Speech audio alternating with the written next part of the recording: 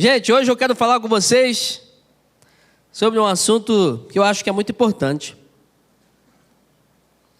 muito atual. Dentre muitas características comuns a um ser humano, a nós, há uma muito forte. A característica é que você facilmente vai encontrar pessoas que nunca estão satisfeitas. Hoje você olha para certas pessoas, você convive, ou você que está aqui me escutando, é uma pessoa assim. Nunca está satisfeita. Uma pessoa que nunca está em paz, nunca está contente, sempre está preocupada com algo a mais. Nunca está quieta assim, olha, não, eu cheguei onde eu queria chegar, eu tenho o que eu queria ter e por mais que eu não cheguei ainda, mas eu estou satisfeito, contente. Uma característica que pode ser entendida talvez como qualidade em algumas situações, fazendo com que eu e você melhoremos. Não, tudo bem, eu não estou satisfeito com isso aqui, eu quero melhorar, tudo bem. Mas na maioria das vezes, uma característica que é vista como um grande defeito. À medida que não aproveitamos as coisas que temos, não damos valor àquilo que já alcançamos, como nossa própria família, como o trabalho que já temos, como a casa onde moramos, os amigos que fizemos, o lazer. Às vezes essa característica que é presente em muitas pessoas, faz com que essas pessoas parem de dar valor àquilo que já alcançaram. Eu andei lendo sobre isso esses dias, e eu encontrei um artigo falando sobre isso. E um médico chamado Eugênio Mussac, professor, escritor, palestrante, diz o seguinte, que a insatisfação na história da origem da humanidade pode ser considerada positiva, pois possibilitou a evolução e fez o homem se movimentar para viver melhor. O problema é que o acesso às inúmeras facilidades do mundo atual, dos bens de consumo e serviços, à informação, elevou muitos padrões de satisfação. É difícil hoje ficarmos satisfeitos, ou pelo menos satisfeitos por muito tempo. Ou seja, o mundo hoje, as facilidades, a tecnologia, a informação, parece que você está no lugar, comendo aquela comidinha que você gosta, né? Você chegou, caramba, aquele restaurante que eu gosto. Aí você acessa o Instagram, aí você vê uma pessoa comendo em Paris. Aí aquela comida que você está comendo naquele momento já perde o gosto. Que você fala assim, poxa, eu queria mesmo estar em Paris. Poxa, isso aqui está melhor. Eu nunca consegui viajar. E pronto, aí você já perde a capacidade de se satisfazer com aquilo que você tem. Já o filósofo, escritor e professor da Universidade Federal de Santa Catarina diz o seguinte, Jair Lopes Barbosa, acredita que o ser humano é carente por... Isso eu acredito também. Todo ser humano tem uma carência, um vazio, que só Jesus pode completar. E ele continua dizendo, além das necessidades naturais, temos aquelas criadas pelo mundo do consumo. A combinação de tantos desejos, na visão de Barbosa, cria um ciclo complexo de satisfazer e gerenciar, que influencia na percepção da felicidade. Se eu perguntar quem quer ser feliz aqui, todo mundo, poxa, quem não quer? E esse filósofo está dizendo o seguinte, olha, esse sistema, ele é tão complexo, a realidade atual ela é tão perigosa, que quando uma pessoa ela entra nesse sistema, ela começa a ser engodada por isso, ela começa a perder a capacidade até de ser feliz. Porque ela nunca está satisfeita, ela nunca está contente com o que tem, não tem valor. e acaba perdendo o prazer até de viver. Porque sempre há alguma coisa a mais que é necessário. Sempre há um anseio a ser saciado. Sempre há alguma coisa a ser acrescentada. Esse assunto é de extrema importância e afeta diretamente nossas vidas. Nós temos necessidades, temos desejos, carências, precisamos satisfazer as necessidades e isso não é errado. Mas o problema é o excesso dessa satisfação ou dessa necessidade. E ainda mais profundo do que isso é quando a gente começa a buscar esse saciamento com as coisas erradas. Começa a buscar essa necessidade. Olha, eu preciso disso, mas isso é errado, mas eu preciso. Eu quero isso, mas é errado, mas eu quero. A gente vê isso muito com criança, né? A criança chega assim, vê uma coisa que não é dela, mas eu quero isso, mas isso não é seu, mas eu quero. Ela não entende ainda o sistema, a gente ensina, isso aqui não é seu. Isso é de outra pessoa, mas eu não tenho. Mas ela tem, ela pode ter, você não pode por enquanto. Só que, infelizmente, nós temos visto adultos agindo como criança. Eu quero isso, mas você não pode, mas eu quero.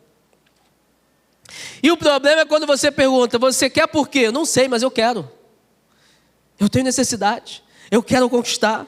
É bem verdade que sempre que pensamos em melhoria, sempre que a gente pensa em algo que a gente quer conquistar, alcançar, o dinheiro acaba entrando no circuito. Até quando a gente pensa na família, você fala assim, poxa, eu queria muito ter mais tempo com meu filho. Aí a gente pergunta, por que está faltando? Eu preciso de mais dinheiro para deixar de trabalhar esse tempo extra. Ou eu preciso pagar algumas contas, por isso eu estou chegando tarde em casa.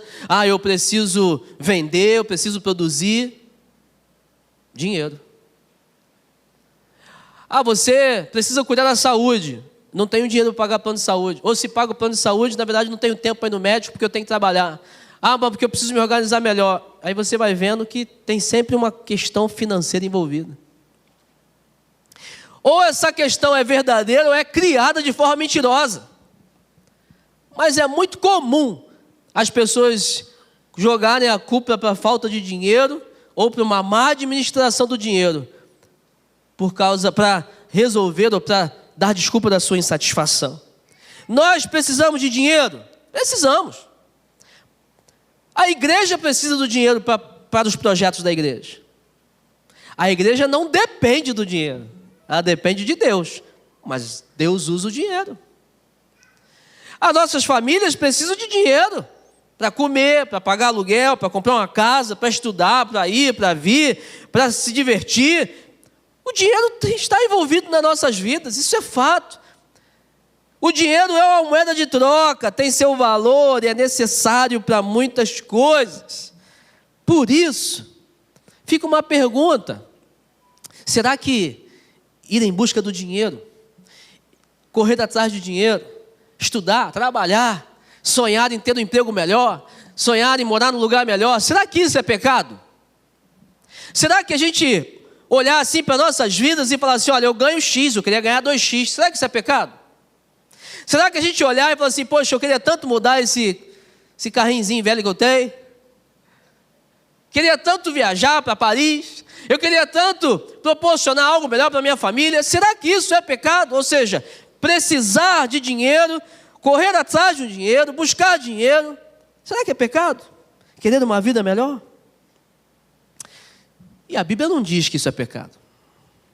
A Bíblia não diz que estudar, trabalhar, se esforçar, querer ganhar mais, ela não diz que isso é pecado. A Bíblia não é contra a riqueza, a Bíblia não é contra dinheiro.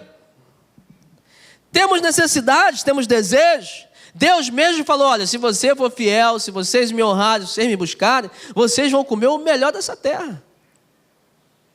Meu irmão, quando eu penso em melhor da terra, eu já penso logo na picanha gostosa. Penso logo, camarão, penso logo...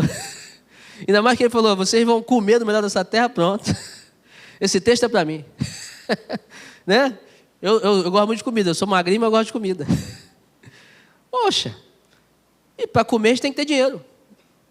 Para pagar um bom restaurante, você chega para sua esposa assim, aí, o que você gosta, né, meu irmão? Gosta de comida japonesa, vamos embora hoje?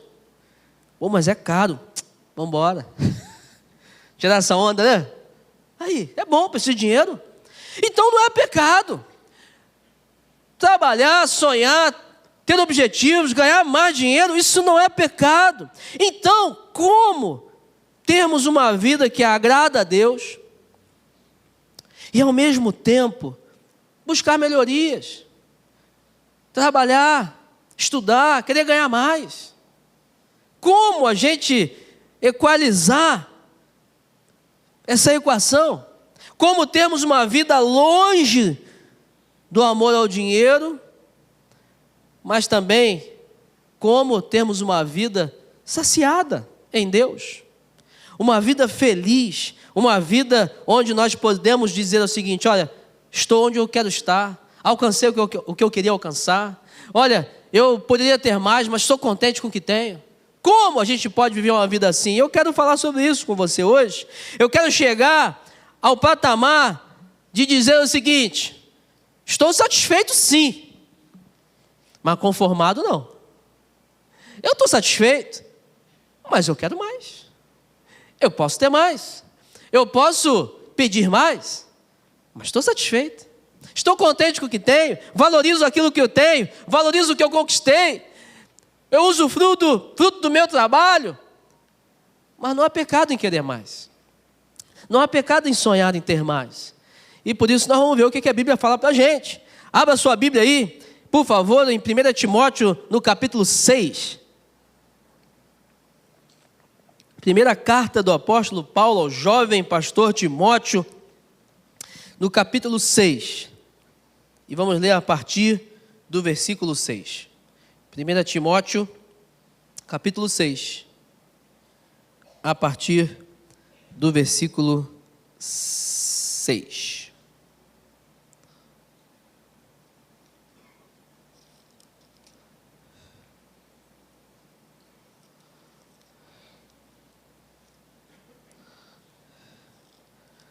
Eu vou ler uma versão um pouco diferente da sua. Talvez. Mas acompanha aí. 1 Timóteo 6, a partir do versículo 6.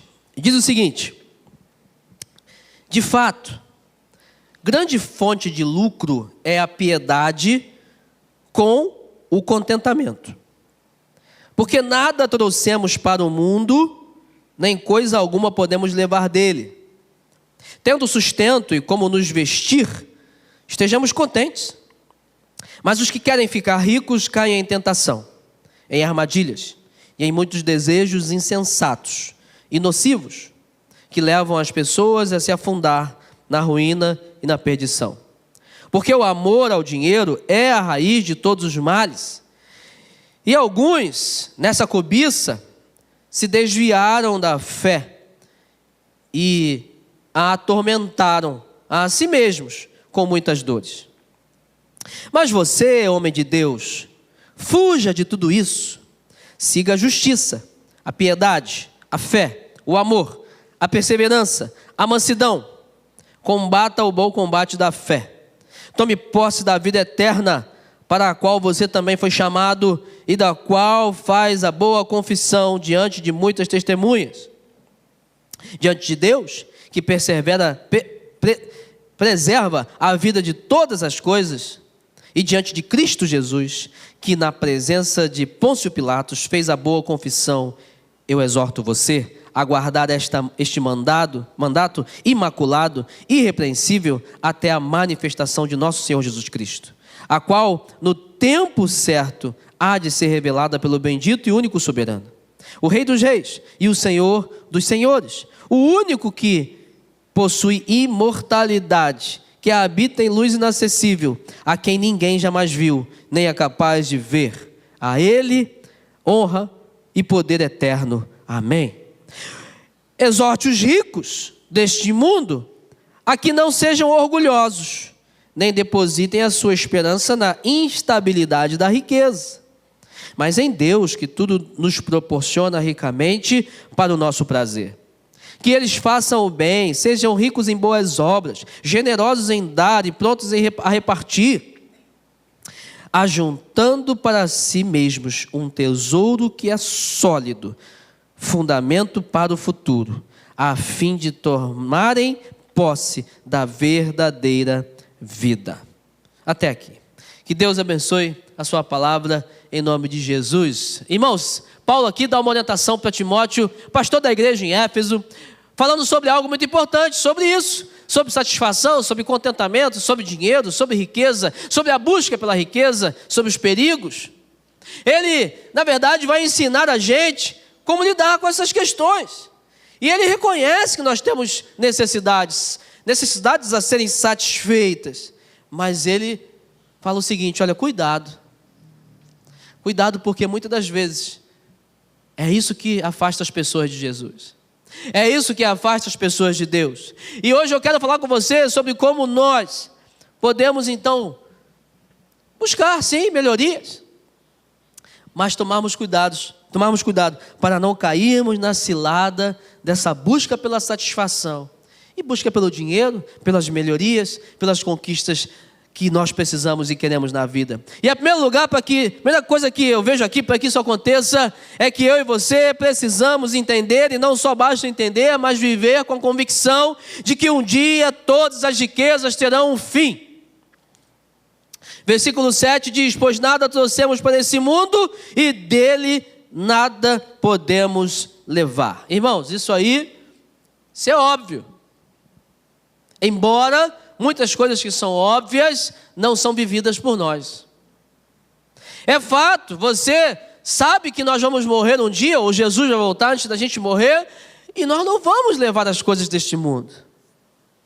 Essa semana eu conversando com uma pessoa, ela falou o seguinte: pastor, eu sou amigo de uma pessoa que trabalha no cemitério, coveiro, enterrando, as pessoas que faleceram, os corpos. Ele contou o seguinte: olha, é impressionante como famílias, no momento de despedida, deixam bens preciosos dentro do caixão. Estão ali, é um cordão de ouro, é um anel, às vezes até dinheiro, e elas deixam no caixão. Não sei porquê. Será que pensam que eles vão acordar e vão levar com eles a riqueza? Será que eles vão usar aquilo de alguma forma? Você sabe muito bem que quando você olha para as pirâmides do Egito, eles tinham essa crença, os faraós, Olha, eu vou morrer, quando eu morrer, eu vou ser enterrado ali, vou ser colocado naquela pirâmide e vocês vão colocar toda a minha riqueza ali. Porque eles criam que quando eles acordassem, eles iam estar no outro mundo e com as riquezas que eles construíram nesse mundo. Infelizmente, eles levavam até pessoas vivas para serem assassinadas aí e morressem junto com eles, para que quando eles acordassem, na crença deles, iam ter lá outras pessoas para os servirem. Cegueira, doença, ignorância, uma crença. A verdade é que nós não vamos levar nada desse mundo. John Stott diz o seguinte: que os bens são apenas a bagagem que levamos nessa viagem no tempo, mas não estarão presentes por toda a eternidade. E todas as vezes que nós falamos sobre eternidade, eu pelo menos paro para pensar: eternidade, nossa, é muito tempo. Comparado aos anos que eu vivo aqui, meu Deus, é muito tempo. É muito tempo. E Jó foi uma pessoa que entendeu isso. Ele diz lá, Jó 1:21 diz: nu saí do ventre da minha mãe e nu voltarei. Por que é interessante essa citação? E por que é interessante você entender isso? Porque Jó falou isso num ambiente de dor. Jó falou isso depois que perdeu tudo. Jó falou isso depois que ele viveu a experiência do seguinte: ó, eu perdi, mas não tem problema não, minha convicção continua a mesma, eu cheguei aqui sem nada, se eu voltar sem nada, amém, é isso aí mesmo. Ele, perdendo tudo, não deixou com que a falta, a escassez, os sonhos, as conquistas, a necessidade de satisfação mudasse a convicção dele em Deus.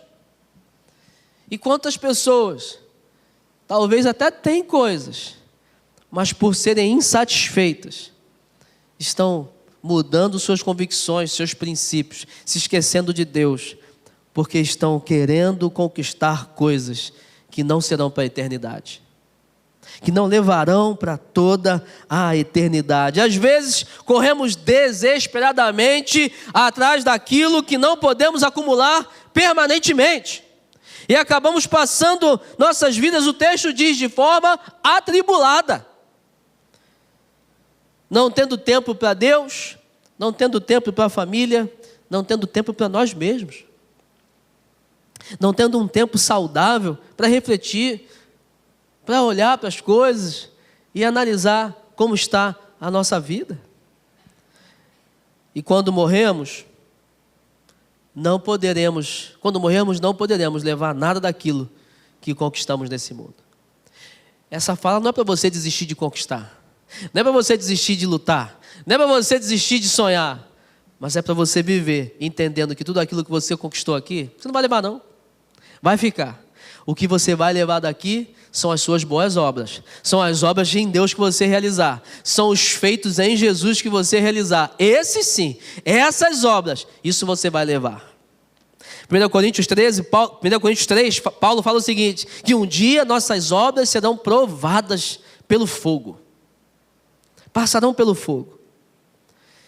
E aí, se a sua obra for boa, com bom coração, se você fez em Deus, com boa motivação, aí você vai apresentar obras que são como ouro, como bronze, como prata, que quando passam pelo fogo, as impurezas saem, mas elas ficam lá intactas. E aí a Bíblia diz que nós receberemos de volta isso. Galardão. E aí ele continua no texto dizendo o seguinte, mas, porém, contudo, todavia, se essas obras forem mais obras com corações enganosos, obras que foram feitas de forma assim, para status, para interesse pessoal, se forem obras ruins, serão provadas também pelo fogo, mas como palha serão consumidas. E sabe o que a palavra diz? Que nós vamos ter prejuízo. É igual quando você faz um negócio e perde tudo. Tive prejuízo. É isso que a gente vai viver diante do Senhor, se não apresentarmos boas obras para Ele. Prejuízo. Nós vamos entrar, mas vamos ter prejuízo. E eu não quero isso para você, nem para mim.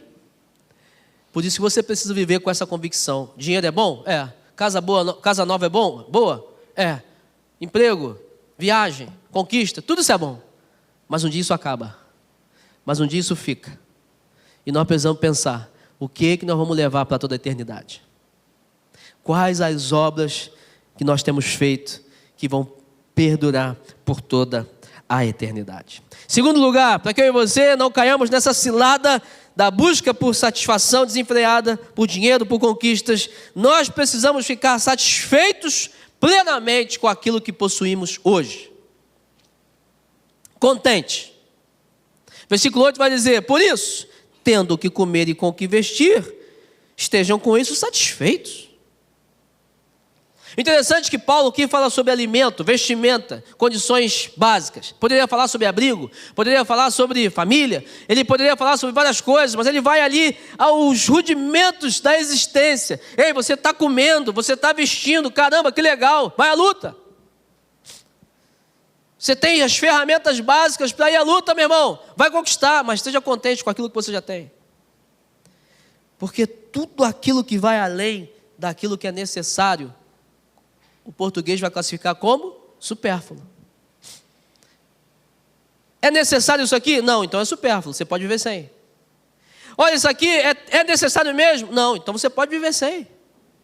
Há pessoas muito felizes que voltam para casa sujas de graxa. Mecânicos, né? Trabalham o dia todo. E ali, consertando o carro. Mas chegam em casa e são muito felizes. Há pessoas muito bem-sucedidas, com muito dinheiro, mas que talvez nem querem voltar para casa. E eu não estou dizendo que mecânico ganha mal, né? Talvez você é um bem-sucedido. Mas há pessoas que são ricas, e você talvez conheça algum, que tem família destruída.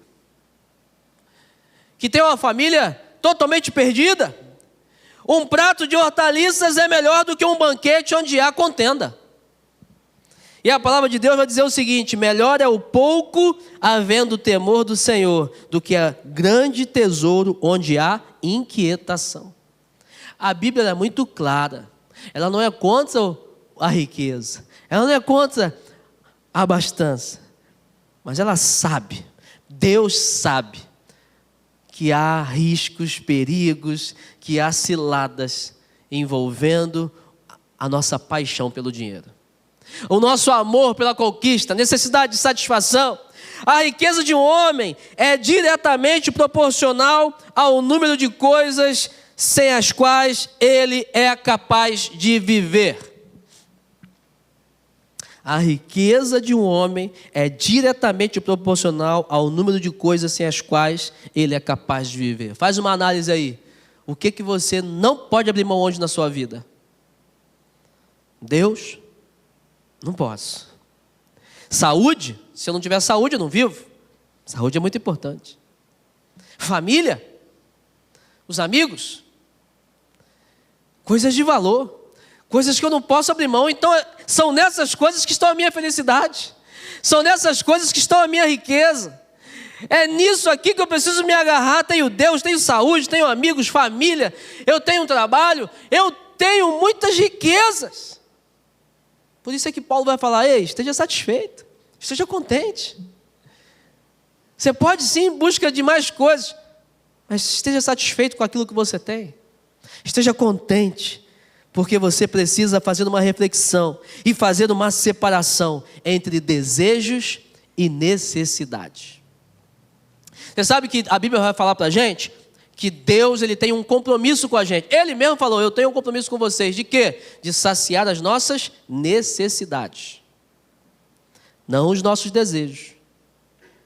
Ele vai falar o seguinte: olha, você vê aí os líderes do campo? Eles não trabalham, estão aí, ó, bonitões, bem vestidos. Olha as aves, estão aí, ó, tem comida para elas. Olha como elas são bonitas. E Jesus vai falar o quê? Eu amo vocês. Vocês acham que eu não vou cuidar de vocês? Vocês acham que eu não vou providenciar o sustento de vocês? Por isso, fiquem tranquilos, porque beber, comer e investir, necessidade básica, eu vou providenciar para vocês. E aí Paulo parece que ele ecoa, né, a voz de Jesus e fala a mesma coisa. Você tem que comer e vestir, meu irmão? Fica satisfeito. Você tem riqueza. Você está nas mãos do Senhor. Mesmo tendo tudo o que precisamos para viver, podemos nos tornar escravos de desejos e assim nos tornarmos descontentes com nossas próprias vidas. Em terceiro lugar, para que eu e você não caiamos nessa cilada, nós precisamos ter controle sobre aquilo que estamos dispostos a fazer para conseguir mais dinheiro. Nós precisamos avaliar nossas vidas e ter esse controle sobre aquilo que estamos dispostos a fazer para alcançar mais dinheiro. Os versículos 9 e 10 vão dizer: os que querem ficar ricos caem em tentação, em armadilhas, em muitos desejos descontrolados e nocivos, que levam os homens a mergulharem na ruína e na destruição. Pois o amor ao dinheiro é a raiz de todos os males. Algumas pessoas, por cobiçarem o dinheiro, desviaram-se da fé e se atormentaram a si mesmas com muitos sofrimentos. Paulo passa a falar. Ele estava falando dos pobres, das pessoas que estavam sem recursos, e agora ele passa a falar das pessoas que estão loucamente atrás de recursos, que estão desesperadamente atrás de dinheiro, que colocaram como foco da sua vida: eu preciso mais dinheiro. E aí ele fala o seguinte: olha, legal, nós precisamos de dinheiro, mas você precisa tomar cuidado. Você precisa tomar cuidado, porque ser muito ambicioso por coisas que vão passar tem riscos muito grandes. Certa vez uma pessoa chegou para um pastor e perguntou assim: pastor, você não é ambicioso não? E por que ele fez essa pergunta? Esse pastor escreveu um livro e vendeu esse livro, e ganhou R$3 de lucro em cada exemplar vendido. Ele vendeu 300 mil cópias do livro. Então, matemática em dia aí, quanto é que ele lucrou? R$900 mil, certo? 300 mil livros, R$3 em cada livro de lucro, R$900 mil. Ele lucrou em um ano. Tá bom? R$900 mil em um ano? Legal, pastor de uma igreja. Não é rico não. Só que esse irmão soube que ele pegou esses R$900 mil e doou para a igreja. Aí o irmão ficou maluco e falou assim: pastor, o senhor é escritor também. O senhor, poxa, ganhou esse dinheiro de forma legítima. R$900 mil. O senhor não pensou em escrever mais livros, em investir, em abrir um negócio, sei lá, em guardar? O senhor não pensou no senhor, na sua família? E esse pastor falou assim: rapaz, você não entendeu. Eu sou mais ambicioso que você. Ele, como assim? Pois é, porque eu estou ajuntando tesouro no céu e não aqui na terra. Eu estou ajuntando tesouro onde eu vou viver eternamente, não aqui onde vai passar. Aí ele falou assim: pensa numa pessoa ambiciosa. Sou eu. E eu todo dia eu quero juntar tesouro no céu. Esse homem não entendeu. Por quê? Porque ele estava com o olhar para cá. Ele estava com o olhar para esse mundo. Ele estava com o olhar disposto a fazer de tudo para alcançar riquezas a serem usufruídas aqui. Mas o problema é que a gente precisa entender o seguinte: o que nós estamos fazendo de fato para alcançar riquezas lá no céu? Será que a gente não já está se desvirtuando e aceitando certas coisas, convivendo em certos sistemas, sabe? Perdendo e largando princípios, para que a gente então tenha mais recursos aqui, quando na verdade nós tínhamos que juntar recursos lá? Volto a dizer, nada contra você trabalhar não, nada contra dinheiro, nada contra ser rico não, claro que não. Mas você já avaliou o quanto você está disposto a fazer para ter mais dinheiro? Às vezes você faz assim: ah, pastor, mas eu não faço nada ilícito. Mas você perde tempo com a família. Você perde tempo para cuidar de você mesmo. Você perde tempo de servir ao Senhor. Você perde tempo de: ah, pastor, eu não posso abrir uma célula porque eu trabalho muito. Pastor, eu não posso me envolver no ministério porque eu estou muito envolvido com o trabalho. Domingo é o único dia que eu descanso.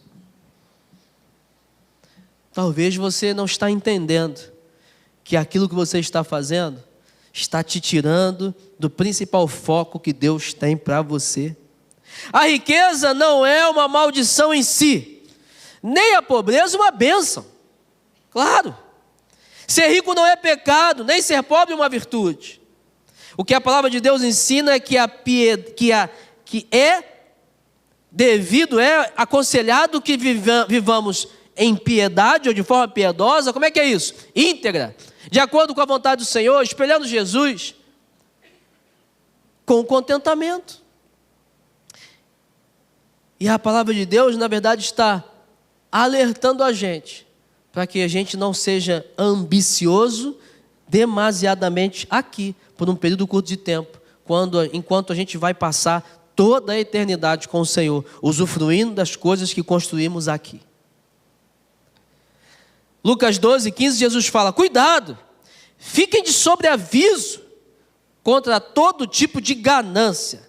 A vida de um homem não consiste na quantidade dos seus bens. Irmãos, isso aqui é muito forte. Você sabe o que é ficar de sobreaviso?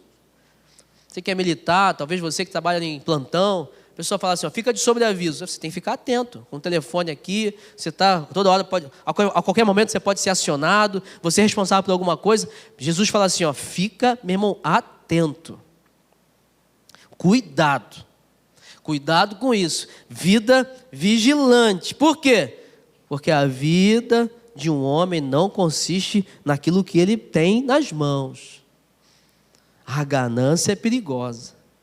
A vida do homem consiste naquilo que ele é no Senhor. E o que ele faz pelo Senhor e com o Senhor. A riqueza como fruto do trabalho e da providência divina é uma bênção. É Deus que nos dá força para adquirirmos riqueza. Claro, há muitas pessoas ricas e piedosas, pessoas generosas, pessoas que fazem o bem. Isso é muito comum também. Você conhece talvez alguém assim? O problema é quando eu e você nos desvirtuamos e começamos a ter dinheiro e começamos a buscar o dinheiro. E o dinheiro passa a ser o nosso dono, passa a dominar o nosso coração. Há uma frase muito interessante: o dinheiro, ele é um bom servo. Estou com fome, pego o dinheiro, compro, eu como. Quero sair, boto gasolina no carro, saio. Quero dar um presente, compro, presenteio, é um bom servo. Só que o dinheiro, ele é um péssimo patrão. Você tem aí um péssimo patrão? Ora por ele. Aquele patrão chato, te persegue, te humilha, não paga no dia, te ameaça, abusa de você, te liga toda hora. Patrão chato. O dinheiro é pior, porque ele te oprime, ele exige comportamentos de você que são ruins, ele te domina, ele te sufoca, ele leva você para situações complicadas, de tentação. Esse é o dinheiro. Esse é quando o dinheiro é patrão de nossas vidas. Os que fazem da riqueza o sentido da vida enfrentam grandes problemas. A cobiça pode acabar com o casamento, acabar com a saúde, acabar com relacionamentos, acabar até com o próprio emprego, a própria empresa e acabar até com o próprio dinheiro. Porque a gente anda por caminhos perigosos, tortuosos, com grandes ciladas e que nos fazem cair.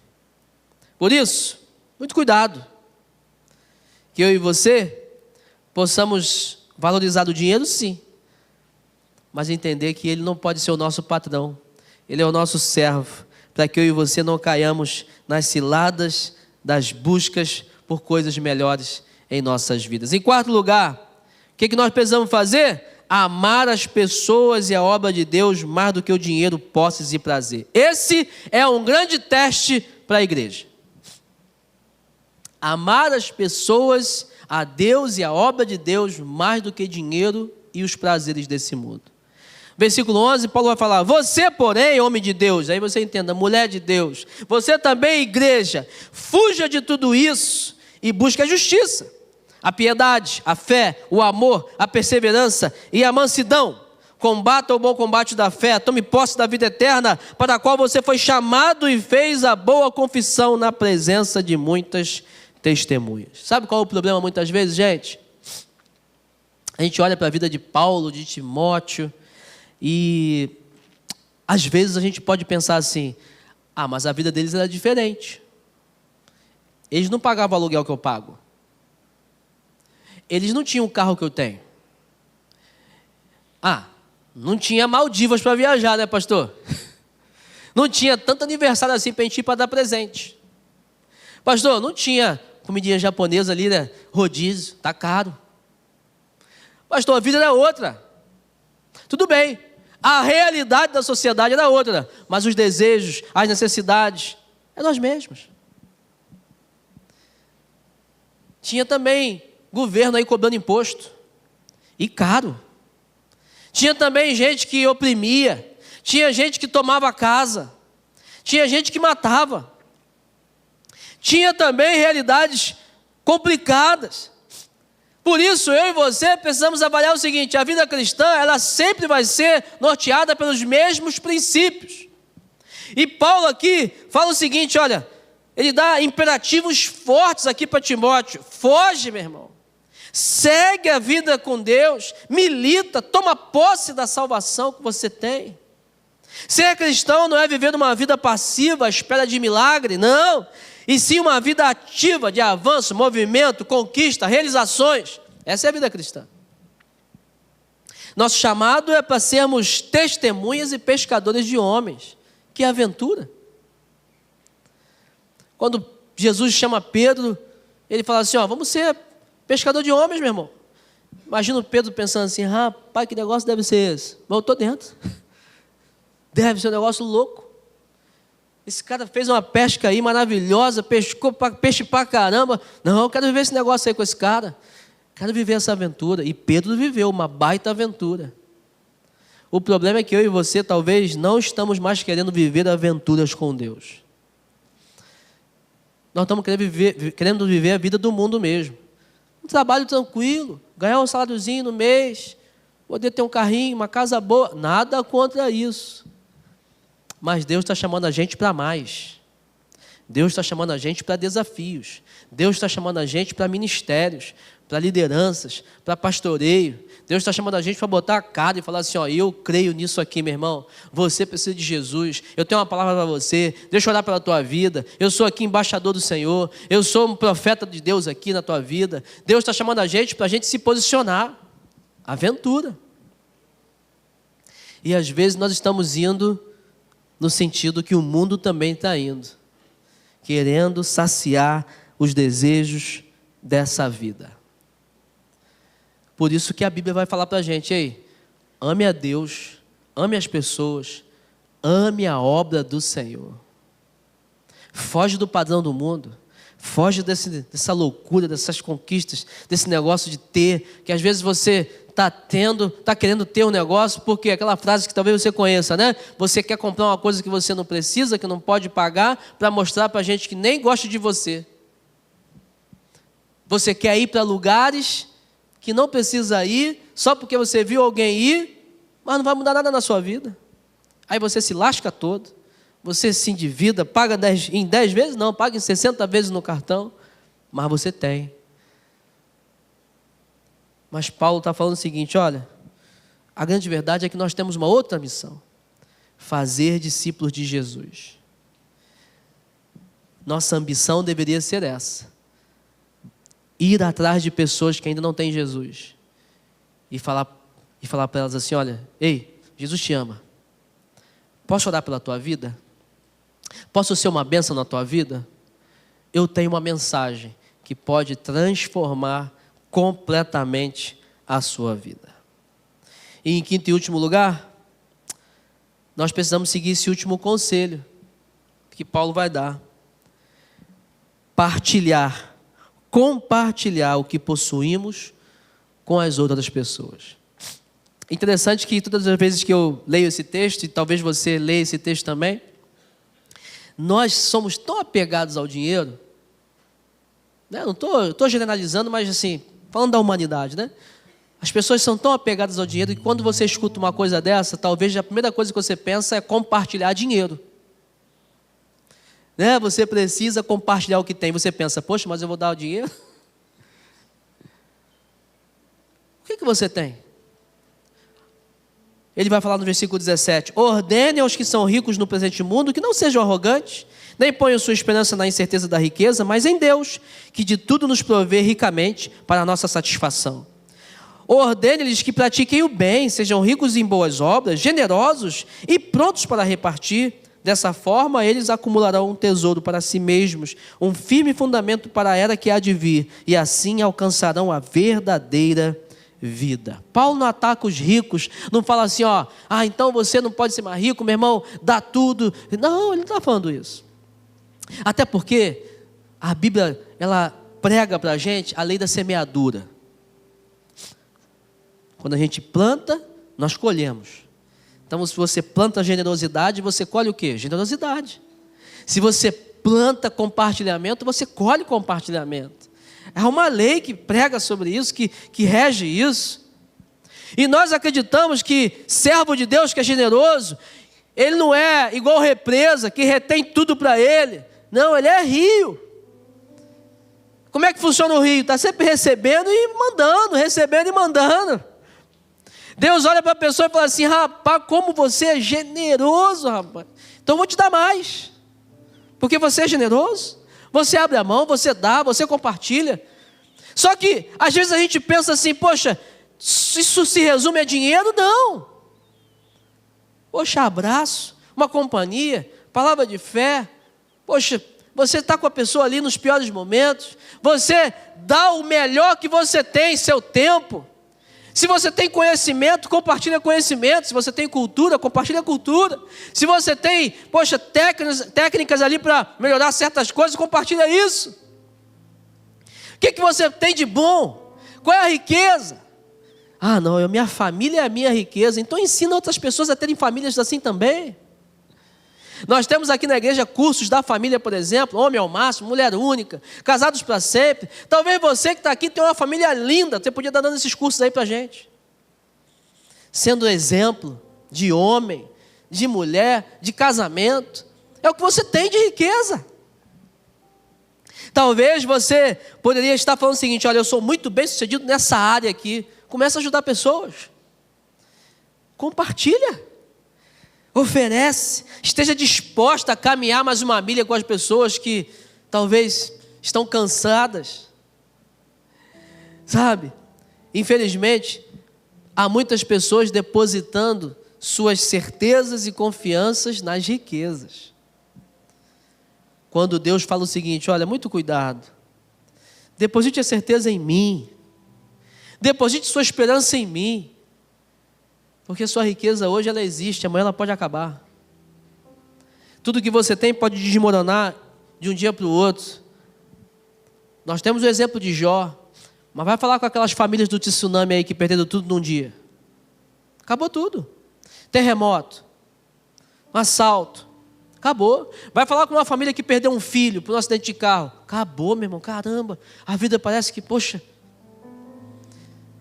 Mas se depositar a confiança em Deus, pode até perder. Pode até ficar sem. Mas a vida continua no Senhor. Que é a maior riqueza. E hoje, a melhor obra, a melhor riqueza que nós temos, quem é? Jesus Cristo. Isso é o que mais temos de precioso. E aí Paulo fala para Timóteo assim: rapaz, manda falar para esses caras aí, ó, que tem dinheiro, que não tem, que querem dinheiro. Aprende a compartilhar. Aprende a pensar no outro. Aprende a abrir a mão mesmo. Mas não é só para dar dinheiro não. É para ensinar, para abraçar, para tirar pessoas que estão no buraco, para estender a mão assim, levantar pessoas. Aprende a andar junto com outros. Aprende a compartilhar o que você tem. Talvez o que você tem é a paz que excede todo entendimento. Compartilhe isso com alguém. O que você tem talvez é a realidade. Olha, você pode falar para alguém: eu tenho Jesus, ajuda, socorro bem presente sempre que eu clamo.